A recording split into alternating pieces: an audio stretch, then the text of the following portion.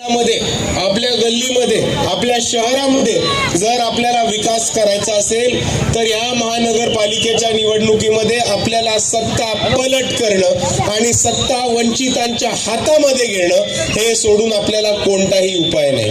आणि मी वंचित बहुजन आघाडीच्या उमेदवारांतर्फे आपल्या सर्वांना गवाही देतो की जर वंचित बहुजन आघाडीचे उमेदवार निवडून आले तर प्रत्येकाच्या घराला नळ देऊन त्या नळाला दररोज पाणी देण्याचं काम वंचित बहुजन आघाडी ते करेल। दुसऱ्या बाजूला इलेक्ट्रिसिटी प्रत्येकाच्या घराला मीटर आणि ते विजेचं मीटर तुमच्याच नावावरती असेल याची पूर्ण खात्री वंचित बहुजन आघाडी घेईल। रस्ते नाल्या ह्या वस्ती पातळीमध्ये बांधण्याचं काम वंचित बहुजन आघाडी नक्कीच करेल। आणि त्याचबरोबर आपल्या इकडची जी मनपाची शाळा आहे, इकडच्या नगरसेवकांनी जी स्वतःच्या खाजगी कारवांसाठी वापरलेली जी शाळा आहे ती शाळा त्याचा विकास करून तिकडे नवीन प्लेग्राऊंड, कॉम्प्युटर, बाक, बेंचेस, ब्लॅकबोर्ड आणि सगळ्या सोयी सुविधा तिकडच्या विद्यार्थ्यांना उपलब्ध करून मोफतमध्ये ज्या दर्जाचं प्रायव्हेटमध्ये शिक्षण मिळतं त्या दर्जाचं मोफत इंग्लिशमध्ये शिक्षण हे आपल्या लेकरा बाळांना देण्याचं काम वंचित बहुजन आघाडी नक्की करेल। आणि मित्रांनो, आपण एक गोष्ट समजून घ्या की इकडे 25 वर्ष एक नगरसेवक होते, 25 वर्ष ते नगरसेवक सत्ताधारी होते आणि 25 वर्ष ते अपक्ष नगरसेवक म्हणून निवडून येत होते। चळवळीचे नगरसेवक होते म्हणून समाजाने आणि शाहू फुले आंबेडकरवाद्यांनी त्यांना मतदान केलं, पण आता ते अपक्ष असते तर ह्यावेळेसही दिले असते। पण भाजपमध्ये जो माणूस जातो आणि चळवळीशी जो धोकेबाजी करतो त्याला आम्ही सोडत नसतो।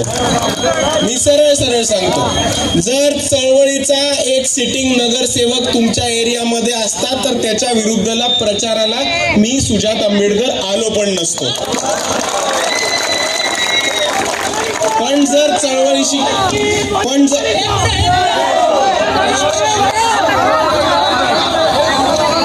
जर समाजाची मतं घेऊन, चळवळीची मतं घेऊन, शाहू फुले आंबेडकर वाद्यांची मतं घेऊन तुम्ही 25 वर्ष पैसे कमवणार असाल, स्वतःचे खिसे आणि घर भरणार असाल आणि मग नंतर सत्तेच्या लाजेपोटी भाजपमध्ये जाऊन कमळाबाईच्या मांडीवरती बसणार असाल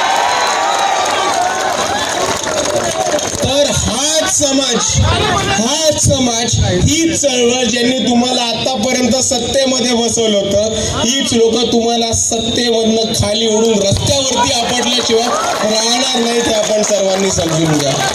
आणि आता मी समाज बांधवांना एवढीच विनंती करतो की ज्या लोकांनी आपल्याशी दलाली आणि गद्दारी केली आणि ज्या लोकांनी इतके वर्ष आपले वत घेऊन आपल्याच पाठीमध्ये खंजीर खुपसायचं काम केलंय, या लोकांना आजपासून आपण रत्नाकर गायकवाड आणि रामदास आठवलेच्याच गिनतीमध्ये ठेवणार आहोत।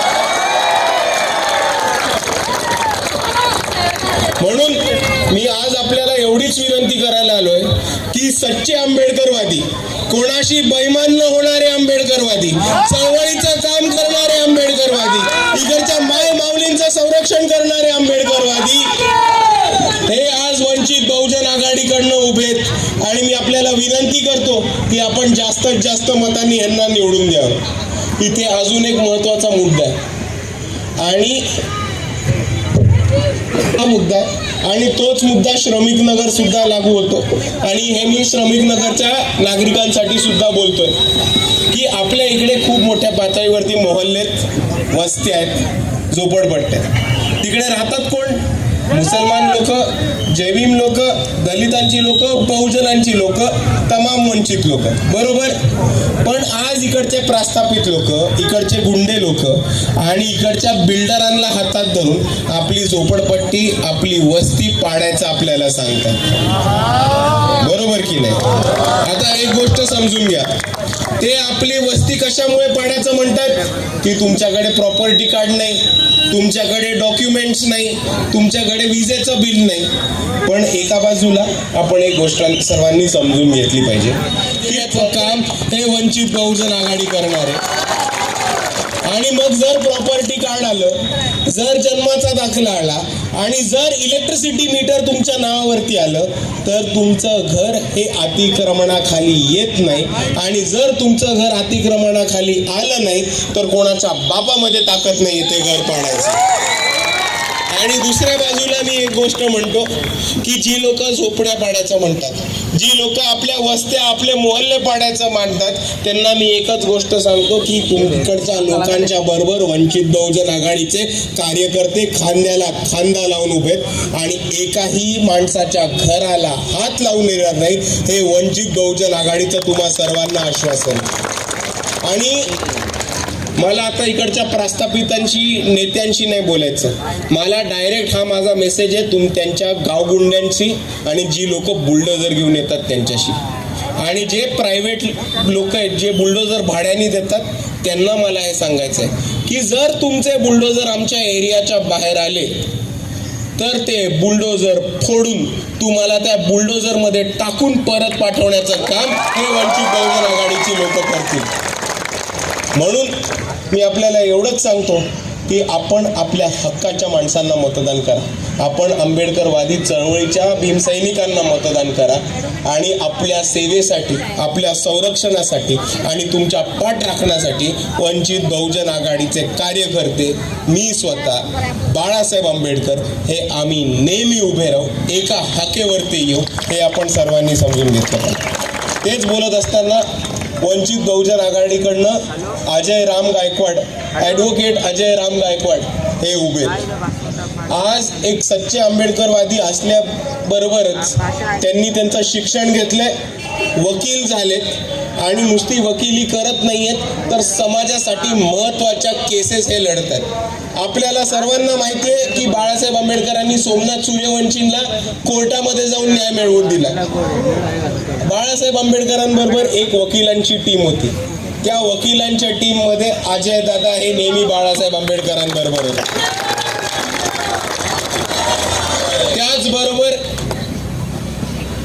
त्याचबरोबर EVMची केस असो, UAPAच्या विरुद्धची केस असो किंवा 76 लाख वाढीव मतदानाची केस असो, अजय दादा हे नेहमी बाळासाहेब आंबेडकरांची मदत करतात आणि एक वकील म्हणून काळा कोर्ट घालून बाळासाहेबांबरोबर कोर्टामध्ये जर कोण उभं राहत असेल तर ते अजय दादा उभे राहतात.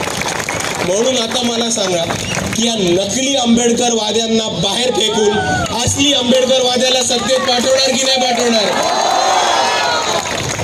आणि मी परत एकदा श्रमिक नगरच्या तमाम नागरिकांना दिलगिरी व्यक्त करतो आणि मी तुम्हाला आश्वासन देतो की ह्या वेळेस तुमचा माझ्यावर जो राग आहे तो अजय दादावरती नका काढू, अजय दादाला निवडून या आणि श्रमिक नगरच्या विजयीच्या मिरवणुकीत मी स्वतः सहभाग घ्यायला येईल.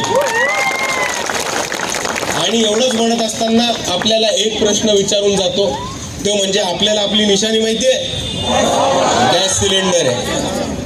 आता आपल्याला एक मत मारायचं आहे, बरोबर, गॅस सिलेंडरला. पण आता प्रभागामध्ये 4 मतं मारायला लागतात, नाही तर तुमचा एक बाद होईल. तर आता एक मत द्यायचं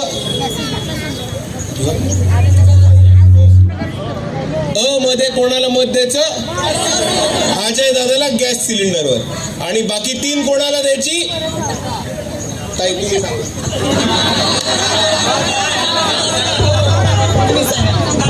सांगा, फक्त नोटा म्हणा.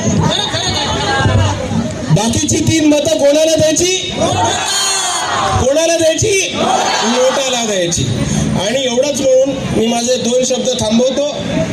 बीजेपी की छाती पर वंचितों का सिलेंडर, RSS की छाती पर वंचितों का सिलेंडर, मनुवाद की छाती पर वंचितों का सिलेंडर, और 16 तारीख को महानगर पालिका पर रहेगा वंचितों का सिलेंडर. एवढं म्हणून मी माझे 2 शब्द थांबवतो. जय भीम, जय संविधान.